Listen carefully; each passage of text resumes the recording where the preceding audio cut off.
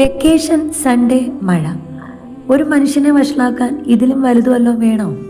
ഇതിലേതെങ്കിലും ഒന്ന് വന്നാൽ തന്നെ എൻ്റെ അവസ്ഥ വളരെ മോശമാണ്. ഇങ്ങനെയുള്ള പ്രത്യേക സാഹചര്യങ്ങളിൽ എനിക്ക് ബോധം വരാൻ ഒരുപാട് വൈകും. എനിക്ക് ബോധം വരുമ്പോഴേക്കും സൂര്യൻ്റെ ബോധം പോവാറായിട്ടുണ്ടാവും. ബാൽക്കണിയിലെത്തി കാലാവസ്ഥയൊക്കെ കണ്ടപ്പോൾ ഒരു മടക്കയാത്രയെക്കുറിച്ച് ആലോചിച്ചു. പക്ഷേ വേണ്ട, പിള്ളേരുടെ സ്കൂളൊക്കെ തുറക്കാറായില്ലേ, ഒരാഴ്ചയിന് കഷ്ടിയല്ലേ ഉള്ളൂ.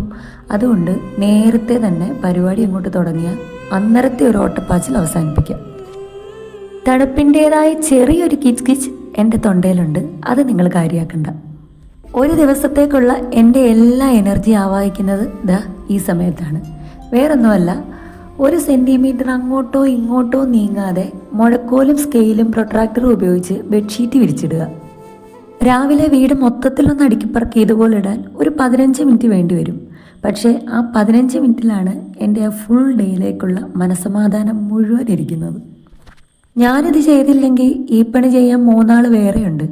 പക്ഷെ പണി കഴിയുമ്പോഴേക്കും 10 ആളിനുള്ള പണി വേറെ കാണും. അത് മാത്രമല്ല, വേറെ ആരെങ്കിലും ചെയ്യാന്ന് പറഞ്ഞാലും ചില പണികൾ നമ്മൾ തന്നെ ചെയ്തില്ലെങ്കിൽ ഉണ്ടാകുന്ന ഒരു വൈക്ലപ്യം ഉണ്ടല്ലോ, അത് മാറിക്കിട്ടാൻ നമ്മൾ തന്നെ ചെയ്യുന്നതായിരിക്കും നല്ലത്. നിങ്ങളിപ്പോൾ കാണുന്നത് 2 സൈഡിൽ നിന്നും കറക്റ്റായിട്ട് മെഷർമെൻ്റ് അളക്കുന്ന പരിപാടിയായിട്ടോ. ഇത് ഇന്നലെയും തുടങ്ങിയതല്ല, ഇത് വർഷങ്ങളുടെ പഴക്കമുള്ളൊരു അസുഖമാണ്. മഴയായാലും വെയിലായാലും ഈ ജനലെല്ലാം തുറന്നിടുന്നതാണ് അടുത്ത പരിപാടി. ഇത് തുറന്നിട്ടില്ലെങ്കിൽ എന്നെ പിടിച്ച് എവിടെയോ പൂട്ടിയിട്ടിരിക്കുന്ന മാതിരിയാണ് എനിക്ക് തോന്നുന്നത്. ഒരു ബുക്ക് എൻ്റെ കയ്യിൽ കിട്ടിയിട്ട് 2 ദിവസമായി. പക്ഷേ ഇതുവരെ അതിൻ്റെ ഒരൊറ്റ പേപ്പർ പോലും വായിച്ചു നോക്കാൻ എനിക്ക് സമയം കിട്ടിയിട്ടില്ല, സമയം ഞാൻ കണ്ടെത്തിയിട്ടുമില്ല. ഞാൻ വിചാരിച്ചു 1-2 പേപ്പറെങ്കിലും വായിച്ചിട്ട് താഴത്തേക്ക് പോകാമെന്ന്, ബാക്കി കാര്യങ്ങളൊക്കെ ചെയ്യാം. ഇത് ഞാൻ നേരത്തെ വായിച്ച ബുക്കാട്ടോ, ഇപ്പോഴെങ്ങും അല്ല, കുറേ കാലം മുമ്പ്. ഇപ്പോൾ വയസ്സും പ്രായമൊക്കെ ആയതിൻ്റെയാണെന്ന് തോന്നുന്നു. അന്ന് വായിച്ച ബുക്കുകൾ പിന്നെയും ഇപ്പോൾ വായിക്കുമ്പോൾ അതിൻ്റെയൊക്കെ സൗന്ദര്യവും സാഹിത്യമൊക്കെ ഒന്നുകൂടെ കൂടിയതായിട്ട് തോന്നുന്നു. പ്രായമായതിൻ്റെതായിരിക്കും. ഇന്ന് നമുക്ക് തേങ്ങയും ചോറും ഒന്നും അരയ്ക്കാത്ത നല്ല അരിക് മൊരിഞ്ഞ ഗോൾഡൻ കളറിലുള്ള അപ്പവും നല്ല തേങ്ങാ ചമ്മന്തിയാണ്. ഇതെൻ്റെ കണ്ടുപിടുത്തമല്ല കേട്ടോ, ഏതോ ഒരു ചാനലിൽ ഒരു ചേച്ചി കണ്ടുപിടിച്ച റെസിപ്പിയാണ്.